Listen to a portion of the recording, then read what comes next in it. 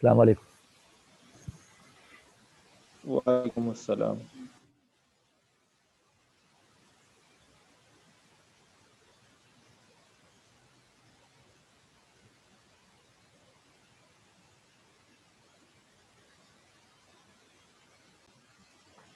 अच्छा जी, last time discussion हुई थी सैम्पलिंग की। लास्ट टाइम हमने सैम्पलिंग का आर्टिकल पढ़ा था और हमने दो चीज़ों की डिस्कशन की थी। और हमने कहा था कि एक चीज़ का नाम सैंपल है और एक चीज़ का नाम पॉपुलेशन है। A small part which is taken out from a large collection is called a sample. एक लार्ज कलेक्शन को पॉपुलेशन कहते हैं। अगर उसमें से एक स्मॉल पार्ट सेलेक्ट किया जाए तो हम उसको सैंपल कहते हैं। तो दो चीज़ों की बात हो रही है। एक लार्ज कलेक्शन है, इसका नाम पॉपुलेशन है, और इसमें से एक पार्ट सेलेक्ट किया गया है, इसी में से सिलेक्ट किया गया है, ये पार्ट सेलेक्ट किया गया, इसका नाम सैंपल है। ये लास्ट टाइम की बातें रिवाइज करवा रहा हूँ। और इस लार्ज कलेक्शन का नाम पॉपुलेशन है। इस लार्ज कलेक्शन का नाम पॉपुलेशन है। इसमें से एक पार्ट सेलेक्ट किया गया जिसका नाम सैंपल है। अच्छा, अब हमने रिजल्ट पॉपुलेशन से भी निकाले थे और हमने रिजल्ट सैंपल से भी निकाले थे। पॉपुलेशन से रिजल्ट क्या निकलेंगे? Population mean, population median, population variance, ये पॉपुलेशन के रिजल्ट हैं। इनको ऑन द होल पैरामीटर कहा जाता है। इनको ऑन द होल पैरामीटर कहा जाता है। सैंपल से भी रिजल्ट निकाले जाते हैं, sample mean, sample median, sample variance and so on. इसको स्टैटिस्टिक कहा जाता है। पॉपुलेशन से जो रिजल्ट निकाले जाते हैं उनको ऑन द होल पैरामीटर कहा जाता है। Population mean is one of the parameter, population variance is one of the parameter, और जो सैंपल से रिजल्ट निकाले जाते हैं उनको स्टैटिस्टिक कहा जाता है। अच्छा जी, आज जो हम काम करने जा रहे हैं, आज हम आर्टिकल पढ़ रहे हैं एस्टिमेशन का। आज हमारे आर्टिकल का नाम है एस्टिमेशन। सर किस चीज़ की एस्टिमेशन कर रहे हैं? असल में हम पॉपुलेशन मीन यानी पैरामीटर की एस्टिमेशन कर रहे हैं। पैरामीटर हमारे पास किस तरह के, जरा देख लीजिए एक दफा, दोबारा देख लीजिए। हमें मालूम है कि पॉपुलेशन का साइज कैपिटल एन होता है। पॉपुलेशन मीन को म्यू से रिप्रेजेंट करते हैं और इसका formula summation x upon n होता है। पॉपुलेशन वेरिएंस को सिग्मा स्क्वायर से नोटेशन देते हैं और इसका फार्मूला ये होता है। सैंपल का साइज स्मॉल एन होता है, सैंपल का मीन एक्स बार होता है और सैंपल का वेरिएंस ये होता है। ये पुरानी बातें हैं। ये पॉपुलेशन की नोटेशन है, ये सैंपल की नोटेशन है। तो कभी ऐसा लिखा हुआ हो एन इज इक्वल टू 2, तो कोई ये ना पूछे कि सर ये साइज सैंपल का है कि पॉपुलेशन का। जाहिर सी बात है ये साइज सैंपल का है, क्योंकि सैंपल के साइज को स्मॉल एन से रिप्रेजेंट करते हैं, पॉपुलेशन के साइज को कैपिटल एन से रिप्रेजेंट करते हैं। मीन म्यू, ये पॉपुलेशन का मीन है, summation x upon capital N. X bar sample का मीन है, x bar is equal to summation x upon. Sample mean में सैंपल के साइज से डिवाइड करते हैं, पॉपुलेशन मीन के अंदर पॉपुलेशन के साइज से डिवाइड करते हैं। ये पॉपुलेशन वेरिएंस है, इसको सिग्मा स्क्वायर से नोटेशन देते हैं, और ये सैंपल वेरिएंस है, इसको एस स्क्वायर से नोटेशन देते हैं। तो लिहाजा population mean is one of the parameter. Population mean एक पैरामीटर है, पॉपुलेशन वेरिएंस एक पैरामीटर है। अब हम काम करने क्या जा रहे हैं? असल में आमतौर से ये होता है कि पॉपुलेशन बहुत लार्ज होती है, बहुत लार्ज पॉपुलेशन होती है, और उसके बारे में नताइज निकालना मुश्किल होता है। पॉपुलेशन मीन निकालने के लिए मुझे क्या चाहिए? पॉपुलेशन का साइज चाहिए, पॉपुलेशन कितनी बड़ी है, और सारी पॉपुलेशन की वैल्यू चाहिए, ताकि मैं उसको सम करके डिवाइड कर दूं तो मुझे पॉपुलेशन मीन मिल जाएगा। लेकिन आमतौर से पॉपुलेशन बहुत बड़ी होती है और पॉपुलेशन पे हम वर्क नहीं कर सकते, तो पॉपुलेशन मीन को एस्टिमेट करने के लिए हम सैंपल डेटा को यूज करते हैं। सर क्या मतलब? मतलब ये कि मिसाल के तौर पे आप ये देखना चाहते हैं कि पाकिस्तान में जो है हार्ट के मरीज कितने हैं। तो पाकिस्तान के अंदर आबादी तो 20-22 करोड़ की है, और हार्ट पेशेंट जो है उनको तलाश करना तो बड़ा मुश्किल काम है, बहुत ज़्यादा होंगे वो तो हम कैसे सिलेक्ट करेंगे? हम सैंपल की बेस पे काम करेंगे। हम निकालना चाहते हैं कि एवरेज एज, किस उम्र के लोग जो हैं वो दिल के मरीज हैं, औसतन औसतन किस उम्र के लोग दिल के मरीज हैं पाकिस्तान के अंदर। तो पाकिस्तान एक पॉपुलेशन है, और वो पॉपुलेशन बहुत बड़ी है। पाकिस्तान पूरी एक पॉपुलेशन है, और उसमें हम देखना चाहते हैं कि जो दिल के मरीज हैं वो किस एज के हैं, मतलब एवरेज एज क्या है उनकी, औसतन उम्र क्या है जो दिल के मरीज हैं, हार्ट पेशेंट जो हैं। तो पूरे पाकिस्तान से डेटा कलेक्ट करना बड़ा मुश्किल काम है, और फिर उसका मीन निकालना। मीन तो हम निकाल लेंगे, अगर हमें सारे पेशेंट्स का डेटा मिल जाए तो हम मीन निकाल सकते हैं। लेकिन चूंकि पॉपुलेशन मीन निकालना आसान काम नहीं है, डेटा बहुत लार्ज है, डेटा कलेक्शन करनी पड़ेगी, सेंसिस वाला काम करना पड़ेगा, उसके लिए बड़ी कॉस्ट चाहिए और बड़े रिसोर्सेज चाहिए। तो ये सरकारी सतह पे तो हो सकता है, जैसे आप मरदमशुमारी में देखते हैं कि मरदमशुमारी के अंदर जो सेंसिस होता है डिपार्टमेंट 10 साल में एक दफ़ा होती है, जबकि वो सरकारी तौर पे होती है, और सरकारी तौर पे तो सरकार के पास बड़ा खजाना होता है, लेकिन वो भी 10 साल में एक मरतबा होती है, क्योंकि हर एक से मालूमात हासिल करना बड़ा मुश्किल काम होता है, कॉस्टली भी होता है, टाइम कंज्यूमिंग भी होता है। तो हम जो अब पॉपुलेशन मीन यानी कि एवरेज एज मालूम करने जा रहे हैं, लेकिन पॉपुलेशन तो हमारे पास है, लेकिन हमारे पास डेटा नहीं है मौजूद उसका। तो हम क्या करेंगे, एक सैंपल की बेस पर हम नताइज को अखज़ करेंगे। जैसे कि मैंने आपको बताया था पहले भी सैंपल के बारे में, कि जैसे अम्मा चावल लेने गई और चावल जो है उन्हें एक मुट्ठी चावल की बुनियाद पर फैसला कर लिया कि चावल बहुत अच्छे हैं। तो हम क्या करेंगे, सैंपल की बेस पर डिसीजन लेंगे और फिर उसको पॉपुलेशन मीन के लिए एस्टिमेट कर देंगे। तो पॉपुलेशन मीन एक पैरामीटर है जिसको आज हम एस्टिमेट करने जा रहे हैं on the basis of sample data. Sample data की बेस पर हम एस्टिमेट करने जा रहे हैं। पॉपुलेशन मीन एक पैरामीटर है, पॉपुलेशन वेरिएंस एक पैरामीटर है। पैरामीटर को आप जानते हैं, पैरामीटर क्या होता है, जो नताइज पॉपुलेशन से निकाले जाते हैं वो सब पैरामीटर होते हैं। यानी कि पॉपुलेशन का मीन, पॉपुलेशन का मीडियन, पॉपुलेशन का वेरिएंस, पॉपुलेशन का प्रोपोर्शन, बहुत सारी चीजें। यानी जो भी चीज पॉपुलेशन की है वो पैरामीटर कहा जाता है। तो यानी कि हम पैरामीटर को एस्टिमेट करने जा रहे हैं। पैरामीटर को हमें population mean is one of the parameter. हम पैरामीटर को एस्टिमेट करने जा रहे हैं on the basis of sample data. On the basis of sample data आज हम ये काम करने जा रहे हैं। पॉपुलेशन का मीन सर एस्टिमेट क्यों कर रहे हैं भाई? इसलिए एस्टिमेट कर रहे हैं कि हमारे पास टोटल पॉपुलेशन मौजूद नहीं है, वो बहुत लार्ज पॉपुलेशन है। हम एक सैंपल कलेक्ट करेंगे, सैंपल की बेस पर हम नताइज अखज़ करेंगे कि किस एज ग्रुप के लोग जो है वो दिल के मरीज हैं। सही है, इस एक वन ऑफ द एग्जाम्पल है ये। तो आज जो हम बात कर रहे हैं, आज हम एस्टिमेशन की बात कर रहे हैं। आज हमारे आर्टिकल का नाम है एस्टिमेशन। आप एस्टिमेशन में क्या कर रहे हैं, एस्टिमेट कर रहे हैं। सर आप तखमीना लगा रहे हैं पहले से? जी हाँ, हम एस्टिमेशन कर रहे हैं। Estimation means to estimate the unknown value of the population parameter. The unknown value of the population parameter. Estimation means to estimate the unknown value of the population parameter with the help of the sample data. Sample data की बुनियाद पर हम population parameter को estimate करने जा रहे हैं। अच्छा, population parameter को estimate करने जा रहे हैं। अब उसमें पहला आर्टिकल है हमारे पास है, इसका नाम है confidence interval for population mean. Population mean को हम म्यू से रिप्रेजेंट करते हैं। हम इसके लिए इंटरवल निकालने जा रहे हैं। पॉपुलेशन मीन के लिए हम इंटरवल निकालने जा रहे हैं कि औसतन किस उम्र के लोग दिल के मरीज हैं, मतलब 50 से लेके 55 साल तक की उम्र के लोग दिल के मरीज हैं। इस तरह हम इसको फाइंड कर सकते हैं, एक इंटरवल फाइंड कर सकते हैं। एक इंटरवल फाइंड करेंगे आमतौर पर, जैसे हम निकालेंगे मिसाल तौर पर, हम आखिर में जवाब क्या आएगा, 50 is less than equal to this, ये।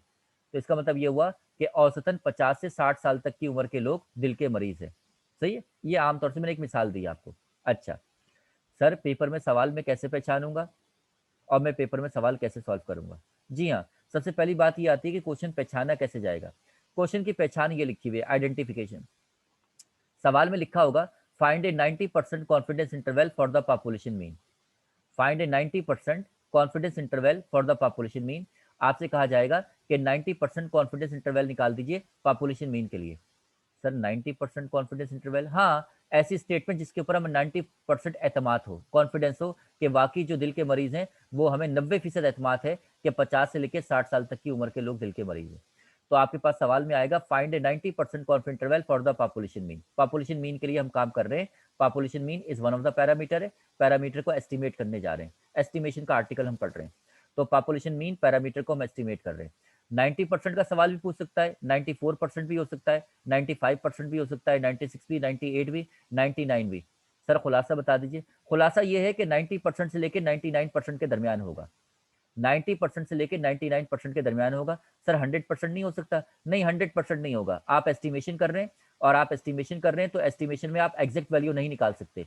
तो एस्टिमेशन में तो हमेशा तखमीना लगाया जाता है। तो लिहाजा 90% से लेकर 99% के दरमियान होगा ये जो आप कॉन्फिडेंस इंटरवल निकालेंगे। 90% से कम नहीं होगा और 99% से ज़्यादा नहीं होगा। तो लिहाजा ये क्वेश्चन की पहचान है जो कि अभी आपने देखना है।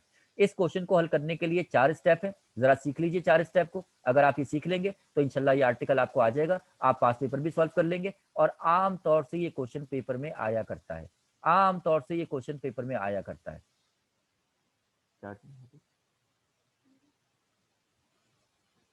आम तौर से ये क्वेश्चन पेपर में आया करता है। Have you got it? आपको पहचान समझ में आ गई? बोलो भाई। जी सर अच्छा तो पहला स्टेप है क्वेश्चन का पहचानना। फाइंड ए 90% कॉन्फिडेंस इंटरवल, 94%, 95%, 96%, 98%, 99% कॉन्फिडेंस इंटरवल। ये पहला स्टेप है क्वेश्चन को पहचानना, जो कि अभी आप इसकी मशक करेंगे। जब आपने क्वेश्चन पहचान लिया, सबसे पहला काम क्वेश्चन का पहचानना। अगला काम डेटा का पिक करना। डेटा का पिक करना किसे कहते हैं मैं बताऊंगा। तीसरा काम है फार्मूले का रेफरेंस देना। जब भी आप सवाल पहचान लेंगे, आपसे कहा जाएगा find A 90% confidence interval for the population mean, mean के लिए इंटरवल निकालिए। तो मीन के इंटरवल निकालने के दो फार्मूले, जब आप सवाल पहचान लेंगे उसके बाद मीन का इंटरवल निकालने के दो फार्मूले।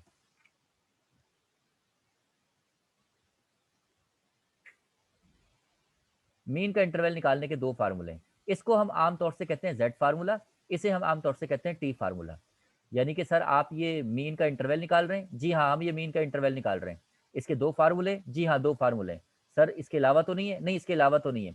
या तो क्वेश्चन में ये वाला फार्मूला लगेगा जिसको हम जेड फार्मूला कहते हैं, या ये फार्मूला लगेगा जिसको हम टी फार्मूला कहते हैं।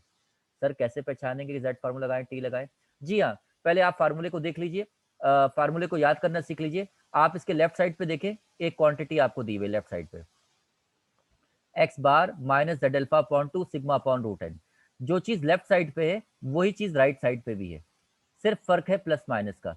यहाँ पे माइनस आ रहा है और यहाँ पे प्लस आ रहा है, एक्सप्रेशन दोनों सेम है। ये x bar z alpha upon 2 sigma upon root n, यहाँ पर भी x bar z alpha upon 2 sigma upon root n, बस ये माइनस के साथ आ रहा है, ये प्लस के साथ आ रहा है। तो अगर आप एक चीज याद कर लेंगे तो दूसरी आपको खुद ही याद हो जाएगी। सर इंटरवल में हमेशा माइनस पहले आता है, जी हाँ हमेशा पहले माइनस पहले आता है। देखिए यहाँ पे भी माइनस पहले आ रहा है और प्लस बाद में आ रहा है। तो अगर आप ये फार्मूला याद कर लेंगे जेड वाला, तो टी वाला आपको खुद ही याद हो जाएगा। अच्छा, जेड वाले में भी आप कह रहे थे याद करने के लिए एक साइड याद कर लो, दूसरी खुद ही याद हो जाएगी। जी हाँ, मैं जेड में यही कह रहा हूँ कि आप ये वाली साइड याद कर लें, फिर इसी को कॉपी कर दीजिएगा प्लस के साथ, वही चीज आपने कॉपी कर दी। जब आपको जेड याद हो गया तो फिर आपको टी भी याद हो जाएगा। सर टी कैसे याद हो जाएगा? दोनों फार्मूले बिल्कुल सेम है। यहाँ पे जेड फार्मूला इसलिए कह रहे हैं कि यहाँ पे जेड अल्फा अपॉन 2 आ रहा है, तो इसको टी फार्मूला इसलिए कहेंगे कि जेड की जगह पे टी आ जाएगा, टी अल्फा अपॉन 2। अच्छा, इसको जेड फार्मूला कहते हैं इसलिए जेड अल्फा अपॉन 2 आ रहा है, इसको टी फार्मूला कहते हैं जेड की जगह पे टी आ गया। सही है। अगर मैं ये वाला याद कर लूँ, पहला वाला दूसरा मुझे याद हो जाएगा, जी हाँ दूसरा वाला आपको याद हो जाएगा। सर क्या फर्क है? फर्क ये है कि सब कुछ सेम है, जेड के बजाय टी आ रहा है। अच्छा, अल्फा अपॉन टू भी सेम है, जी हाँ जेड के बजाय टी आ रहा है और सिग्मा के बजाय एस आ रहा है, दो चीजों का फर्क है, बाकी सब कुछ वही है। जेड के बजाय टी आ रहा है, सिग्मा के बजाय एस आ रहा है। सही है। तो ये जेड फार्मूला है, ये टी फार्मूला है। जी हाँ जेड फार्मूला है, टी फार्मूला है। सर पता कैसे चलेगा कि जेड लगाना है कि टी लगाना है? हाँ, ये मैं अभी आपको बताता हूँ कि ये कैसे पता चलेगा कि जेड लगाना है कि टी लगाना है। ये शराइत दी हुई है साइड पे, ये शराइत दी हुई है। जेड फार्मूले की शराइत क्या है? Sigma known. अगर आपको सिग्मा मालूम है तो जेड फार्मूला लगाएंगे, या एन 30 या उससे ज्यादा हो तो भी जेड फार्मूला लगाएंगे। सर दोबारा कहिए।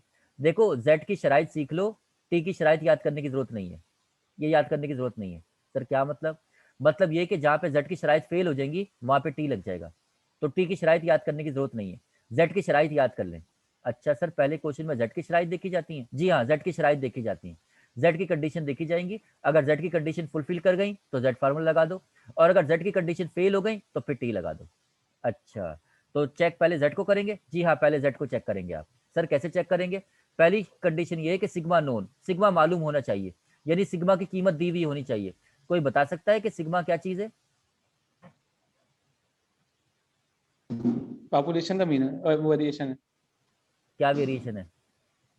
स्टैंडर्ड वेरिएशन, स्टैंडर्ड डेविएशन है भाई, ये स्टैंडर्ड डेविएशन है। सिग्मा, जो चीज समझ में ना आए बिल्कुल पूछते रहें कि पॉपुलेशन किस चीज बला का नाम है और सैंपल किस बला का नाम है। ये पॉपुलेशन का स्टैंडर्ड डेविएशन है, ये पॉपुलेशन का स्टैंडर्ड डेविएशन है। और ये जो होता है ये पॉपुलेशन का वेरिएंस होता है। तो वेरिएंस में स्टैंडर्ड डेविएशन में सिर्फ स्क्वायर और रूट का फर्क होता है। ये पॉपुलेशन वेरिएंस, अगर रूट ले ले तो पॉपुलेशन का स्टैंडर्ड डेविएशन। और ये एस स्क्वायर क्या है? सैंपल का सही, क्या सैंपल का क्या? सैंपल का वेरिएशन है। Various variance, sample variance. S square को कहते हैं सैंपल वेरिएंस और एस को कहते हैं sample standard deviation. Sample standard deviation, मैं थोड़ा शॉर्ट में लिख रहा हूँ। ये सैंपल वेरिएंस है, ये सैंपल का स्टैंडर्ड डेविएशन है। बिल्कुल एक एक चीज साफ सुथरी मालूम होनी चाहिए कि क्यों, कौन सी इंफॉर्मेशन पॉपुलेशन की है, कौन सी सैंपल की है। जब तक पॉपुलेशन सैंपल क्लियर नहीं होगा तो सवाल की हवा भी नहीं लगेगी आपको। दोबारा सुनिए, सिग्मा नोन, अगर सिग्मा की कीमत मालूम है तो जेड लगाएंगे, या एन सैंपल साइज 30 या उससे ज्यादा है तो भी जेड लगाएंगे। सर और का मतलब क्या होता है? और का मतलब ये होता है कि अगर कोई एक शर्त भी पूरी हो गई तो जेड फार्मूला लगाएंगे। सर क्या मतलब? अगर सिग्मा सिर्फ दिया हुआ है तो जेड फार्मूला लगा दीजिए। सर इसको नहीं देखेंगे? नहीं। और का मतलब ये होता है कि when any one condition is true the statement is true. अगर कोई एक कंडीशन भी फुलफिल कर जाए तो आप जेड लगाएंगे। अगर सर सिग्मा मालूम हो तो मुझे एन को देखने की जरूरत नहीं है? नहीं, आपको देखने की जरूरत नहीं है। सिग्मा मालूम है, जेड लगा दीजिए। अच्छा सर, अगर सिग्मा मालूम नहीं है तो एन को देख लूं? हाँ, अगर एन 30 से ज्यादा है तो भी जेड लगा दीजिए। दोनों में से कोई एक शर्त भी पूरी हो जाए तो आप जेड लगा दीजिए। और अगर सर दोनों मिल जाए तो जाहिर सी बात है, फिर तो जेड लगेगा ही लगेगा। कोई एक शर्त, कम से कम एक शर्त भी पूरी हो जाए तो जेड फार्मूला लगाएंगे। सर जेड फार्मूला फेल कब होगा? जब दोनों शर्तें फेल हो जाएं, तब जेड फार्मूला फेल हो जाएगा। अच्छा, तो जेड फार्मूला एक सूरत में फेल होगा जब दोनों शराइत फेल हो जाएं, यानी सिग्मा भी मालूम ना हो और एन भी 30 से कम हो जाए। यानी सिग्मा भी मालूम ना हो और एन भी 30 से कम हो जाए, तो उस सूरत में जेड फार्मूला फेल हो जाएगा और हम टी लगाएंगे। Have you got it? Yes sir. Z फार्मूले की शराइत ये है कि अगर कोई एक शर्त भी पूरी हो जाए तो जेड फार्मूला लगाया जाएगा।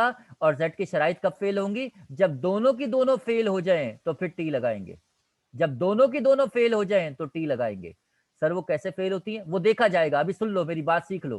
कैसे फेल होंगी और कैसे फुलफिल होंगी वो बात की बातें, अभी कॉन्सेप्ट सीखते जाओ। क्या क्वेश्चन पहचानना आ गया? जी सर, क्वेश्चन पहचानना आ गया। आप ये जुमला क्वेश्चन से पहचानेंगे और अभी इसकी मशक करनी है हमने। एक बात हो गई। दूसरी बात होती है, सबसे पहला काम क्वेश्चन का पहचानना, दूसरा काम होता है डेटा का पिक करना। अभी हमने वो सीखा नहीं है दूसरा काम। तीसरा काम होता है फार्मूले का रेफरेंस देना। तो फार्मूले का इंतखाब करना, ये आपने सीख लिया, फार्मूले का इंतखाब करना कि जेड कब लगाया जाएगा, टी कब लगाया जाएगा। जेड की शराइत फुलफिल हो जाती है, जेड लगा दीजिए। जहां जेड की शराइत फेल हो जाए वहां पे टी लगा दीजिए। ये तीसरा काम आपने सीख लिया। सबसे पहला काम क्वेश्चन का पहचानना, अगला काम डेटा का पिक करना जो कि हमने नहीं सीखा, तीसरा काम फार्मूले का रेफरेंस देना जो कि सीख लिया, चौथा काम क्वेश्चन का प्रोसीजर जो कि अभी हम एक क्वेश्चन के जरिए से प्रोसीजर देख लेंगे। अच्छा सर, डेटा का पिक करना तो रह गया। हाँ, डेटा का पिक करना रह गया, डेटा का पिक करना रह गया। सर डेटा का पिक करना किसे कहते हैं?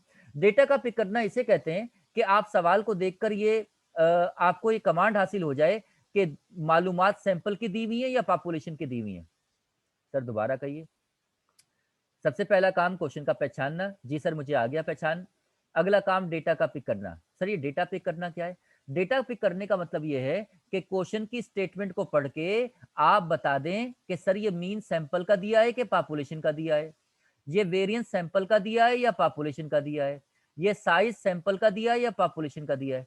अच्छा, सवाल को देखकर हम ये बता दें कि इस सवाल में क्या क्या दिया हुआ है, यानी मालूमात सैंपल की दी हुई है या पॉपुलेशन की दी हुई है। जी हाँ, इसे डेटा पिक करना कहते हैं।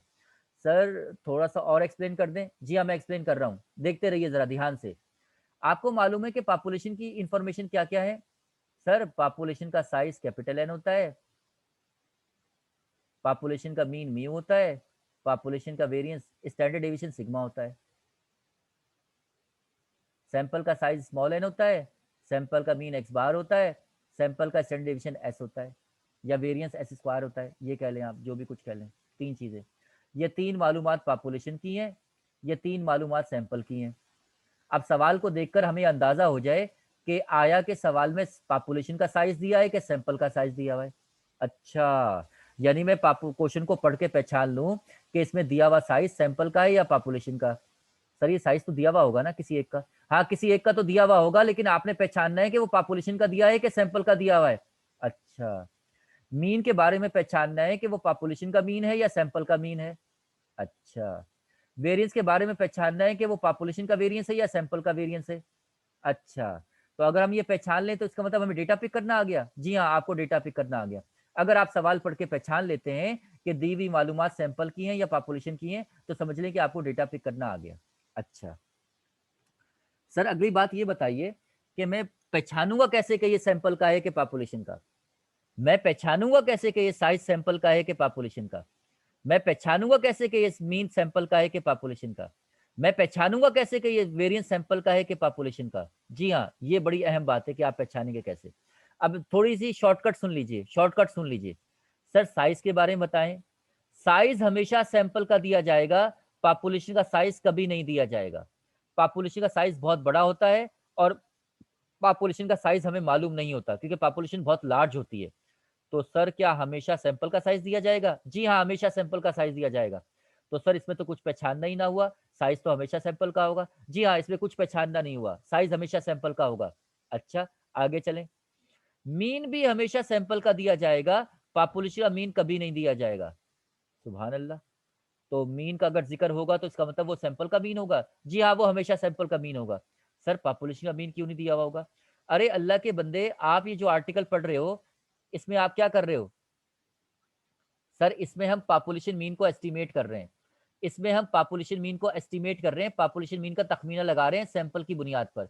तो जब पॉपुलेशन मीन को एस्टिमेट कर रहे हो, आपको पॉपुलेशन मीन मालूम नहीं है तभी तो एस्टिमेट कर रहे हो। अगर पॉपुलेशन मीन की कीमत मालूम होती तो हमें ये आर्टिकल पढ़ने की जरूरत नहीं थी। अच्छा,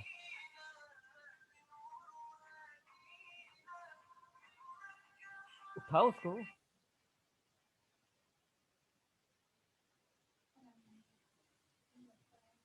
पॉपुलेशन मीन की अगर वैल्यू हमें मालूम होती तो हमें ये आर्टिकल पढ़ने की जरूरत नहीं थी।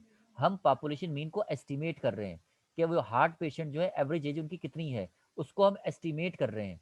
अगर ये मीन हमें मालूम होता, एग्जैक्टली मालूम होता कि मीन 54 है, 55 है, 53 है, जो भी कुछ है, फिर तो हमें ये आर्टिकल पढ़ने की जरूरत ही नहीं थी।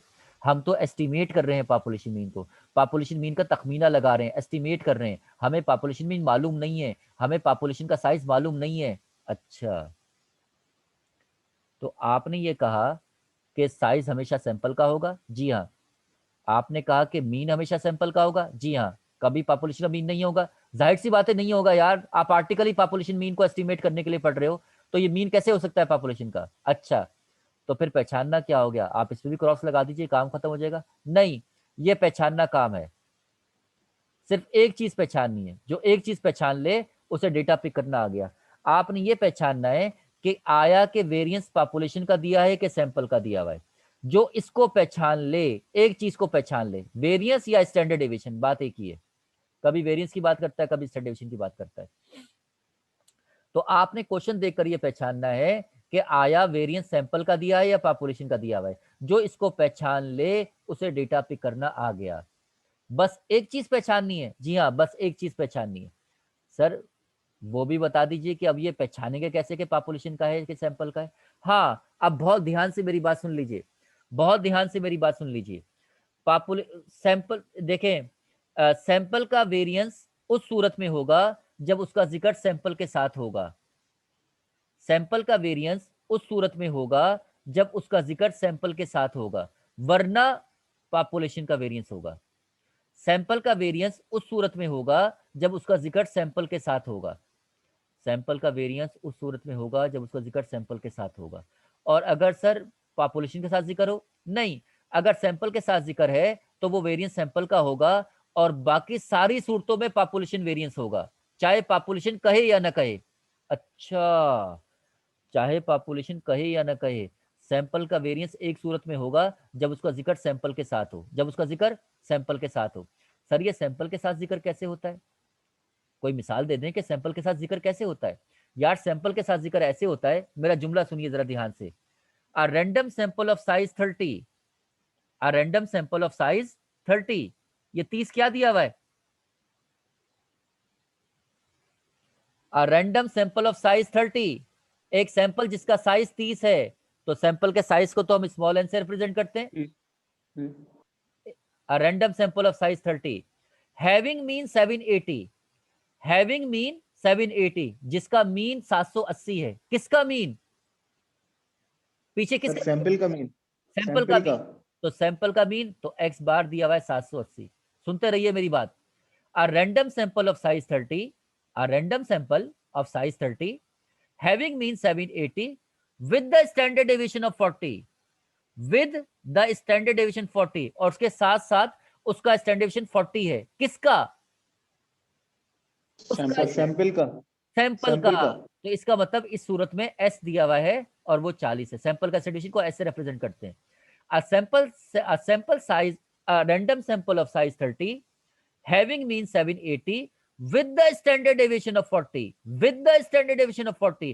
चूंकि जुमला मुसलसल चल रहा है, जुमला खत्म नहीं हुआ, मुसलसल चल रहा है। एक सैंपल जिसका साइज 30 है और उसका औसत या मीन 780 है, उसके साथ साथ उसका स्टैंडर्ड डेविएशन 40 है। उसका, किसका? सैंपल का। तो ये सैंपल का है इसलिए क्योंकि शुरू से जिक्र सैंपल का हो रहा है, शुरू से जिक्र सैंपल का हो रहा है, लिहाजा ये सूरत है सैंपल के स्टैंडर्ड डेविएशन की। इसके अलावा अगर पीछे से सैंपल का जिक्र ना हो तो वो हर सूरत में पॉपुलेशन का वेरिएंस होगा या पॉपुलेशन का स्टैंडर्ड डेविएशन होगा। उसके लिए पॉपुलेशन कहना जरूरी नहीं है, उसके लिए पॉपुलेशन कहना जरूरी नहीं है। Have you got it? Yes sir. बात समझ में आ गई? अब देखें, अगर आप ये सर डेटा, ये तो अगर आप सर ये, आपने तो अभी सर आपने तो अभी कहा था ना कि हमारे पास जो डेटा जितना भी होगा उसमें जो साइज होगा और मीन होगा ये सब सैंपल का ही होगा। जी बिल्कुल, तो हमेशा सब सैंपल का ही होगा, तो आगे जो स्टैंडर्ड डेविएशन आ रहा है वो भी इसको सैंपल का ही होना चाहिए। जरूरी नहीं है। आपसे कहेगा random sample of size 30 having mean 780 और फुल स्टॉप आ गया, बस खत्म। उसके बाद मजीद मालूमात नहीं है।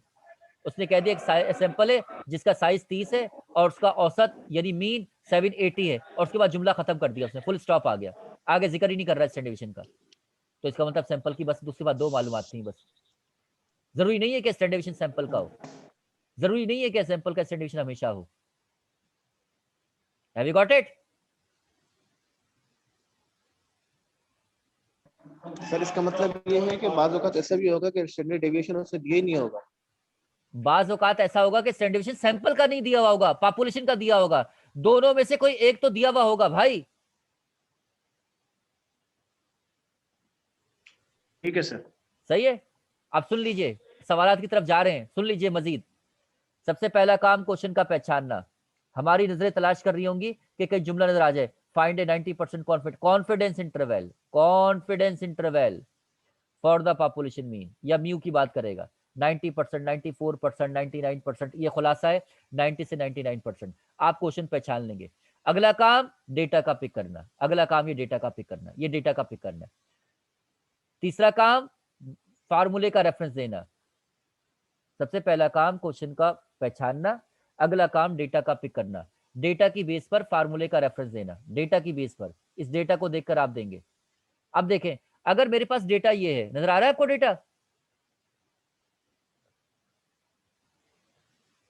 इस डेटा की नहीं बेस, सर नहीं सर। नजर नहीं आ रहा?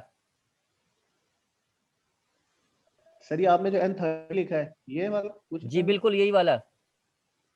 जी सर ये तो नजर आ रहा है। नजर आ रहा है? एन दिया हुआ है 30, एक्स बार 780, एस दिया हुआ है 40। तो मैं अगर आपसे पूछूं इस डेटा की बुनियाद पर क्या आप बता सकते हैं कि जेड फार्मूला लगाएंगे कि टी लगाएंगे? डेटा आपके सामने मौजूद है, ये रहा। सर Z लगाएंगे, Z लगाएंगे। जेड क्यों दोनों लगाएंगे? क्योंकि यहाँ पे सर N30 है, N30 है, 30 से अबव हो तो उस सूरत में Z फार्मूला लगेगा। वेरिएंस मालूम है ना सर? कौन सा वेरिएंस मालूम है? तो वेरिएंस मालूम है। अब कौन सा वेरिएंस मालूम है अल्लाह के बंदे? वो सर कह तो रहा है पॉपुलेशन का ठीक है ठीक है ठीक है ठीक है। भाई, वो कह रहा है पॉपुलेशन का स्टैंडर्ड नोन, वो तो मालूम नहीं है। वो कह रहा है सिग्मा नोन, सिग्मा कहां मालूम है? पहली शर्त फेल हो गई। अच्छा, एन 30 के बराबर हो या 30 से ज्यादा हो, दोनों बातों में सही है। तो 30 के बराबर है, हाँ, इसकी वजह से लग गया जेड फार्मूला। अगर ये हो जाता 20, ये हो जाता 20, अब क्या होता फार्मूला? टी सर वाला फार्मूला T लगता है सर। टी वाला लगता। तो डेटा जब आप सही बनाएंगे तो डेटा की बेस पर फार्मूले का रेफरेंस देना मुश्किल काम नहीं होगा। इसको देखकर ही तो फार्मूले का रेफरेंस देना है। अगर ये बनाया गलत तो फार्मूले का रेफरेंस दिया गलत और सवाल हो गया गलत। तो ये डेटा का पिक करना बड़ा अहम काम है। सर क्या अहम काम है? एक ही चीज तो पहचाननी है, सिग्मा दिया है कि एस दिया है। हाँ, ये एक ही चीज पहचानना बड़ा काम है। आप क्वेश्चन दिखा दीजिए, अभी हम बता देते हैं आपको। चलो चलें क्वेश्चन की तरफ। Let's go sir. सर चलते हैं। चलते हैं। लो जी, सवाल आ गया। सबसे पहला काम इनको पहचानना। सर सवाल को पहचानना है। हाँ, क्वेश्चन को पहचानना। आम तौर से क्वेश्चन की पहचान क्वेश्चन के आखिर में होती है। आम तौर से क्वेश्चन की पहचान क्वेश्चन के आखिर में होती है। मेरी नजरें क्वेश्चन के, देखें ये मैं पहला बता रहा हूं, देखें find a 96% confidence interval for the population mean, find a 96% confidence interval for the population mean। क्या पहचाना क्वेश्चन? यस जी सर पहचान लिया। क्वेश्चन की पहचान मिल गई। जैसे ही क्वेश्चन पहचाना फौरन जहन में आ गया, सर ये तो वही एस्टिमेशन वाला सवाल है, अगला काम डेटा का पिक करना। अब तो मुझे ये बताना है साइज तो हमेशा सैंपल का होता है, मीन भी हमेशा सैंपल का होता है, स्टैंडर्ड डेविएशन के बारे में बताना है कि वो पॉपुलेशन का है या सैंपल का है, और मुझे उसकी कीमत बतानी है। तो अगला काम डेटा का पिक करना, अगला काम डेटा का पिक करना। मैं ये भी बता दे रहा हूं, फिर अगला आप खुद करेंगे। देखें, इफ, सर आप शुरू से क्यों नहीं पढ़ रहे? अरे भाई डेटा पिक करना, जहां से शुरू में कह रहा है electrical firm manufacturing light bulb जो भी कुछ है, हमने तो हमारी नजरें तो चीजों को तलाश करेंगी जो हमें चाहिए। अच्छा सर ये कैसे मालूम होगा? अरे प्रैक्टिस से मालूम होगा। और कैसे मालूम होगा? देखो, पहला पेन का कलर चेंज कर लें, ये लो कलर चेंज कर लें, कर लिया, ये लो, ये देखो, if a random sample of 30 bulb, ये क्या दिया हुआ है? if a random sample of 30 bulb, sample का साइज दिया हुआ है। सैंपल का साइज दिया हुआ है, लिख दीजिए a random sample of 30 bulb has an average life of 780, उसकी एवरेज लाइफ 780 है। क्या दिया सैंपल का भाई? Mean they the. सैंपल का मीन दे दिया, मीन को एवरेज कहते हैं, शाबाश, मीन दे दिया। सैंपल का जिक्र शुरू हुआ, if a random sample of 30 bulb has an average life of 780 hours, full stop, comma, और आगे स्टैंडर्ड डेविएशन का जिक्र नहीं है। सैंपल की मालूमात दी, साइज दिया, मीन दिया, और आगे जुमला कोई और शुरू हो गया, फाइंड ए 96% कॉन्फिडेंट। ओ हो, तो सर यहाँ तो स्टैंडर्ड डेविएशन नहीं दिया हुआ, नहीं दिया हुआ, लेकिन ऊपर कहीं दिया हुआ, ये रहा, with a standard deviation of 40। ये क्या है? सिग्मा सर ये दिया है, सिग्मा है, एस दिया है। सिग्मा है। अलग से दिया है। हाँ ये सिग्मा है, क्योंकि अगर इसने एस देना होता तो इसके बाद देता, यहां देता तो वो एस होता, यहां देता, अगर यहां देता तो एस होता। यहां इसने बस मीन बता